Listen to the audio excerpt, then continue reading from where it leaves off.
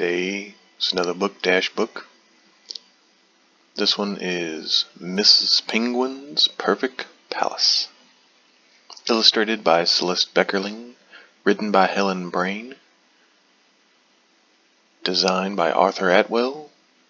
With the Vian and Jennifer Jacobs.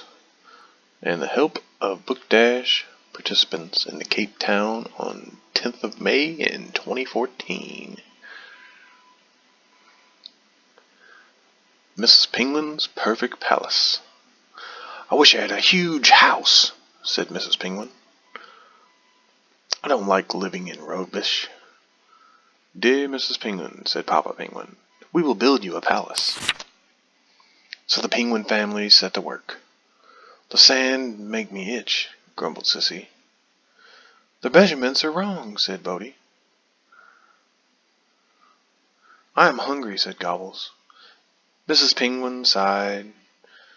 She was the only one doing all the work.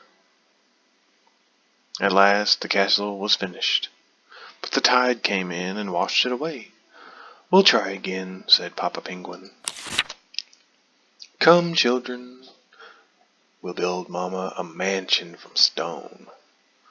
So the Penguin family set to work. "The stones were heavy," grumbled Sissy. "The measurements are wrong," said Bowtie. "I'm still hungry," said Gobbles. At last it was finished, but the wind came up and blew it over. Mrs. Penguin was crossed. "I'm not doing any more work," she said. "We'll try again," said Papa. "I can't think of anything," said Cece.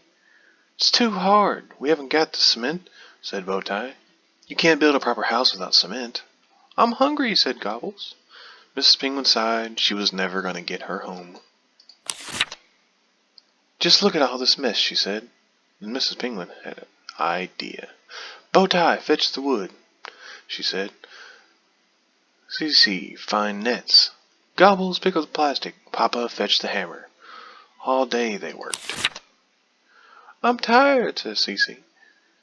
"Keep working," said Mama. "The measurements are wrong," said Bowtie. "Keep working," said Mama. "I'm hungry," said Gobbles. "Keep working," said Mama. "It's going to be wonderful," said Papa. "You're doing a good job," said Mama.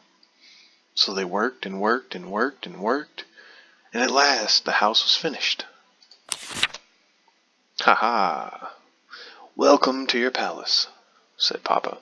Mrs. Penguin clapped her flippers. "Thank you," she said. "It's Mrs. Penguin's perfect palace." The end. Looks like Gobbles finally got some of his food.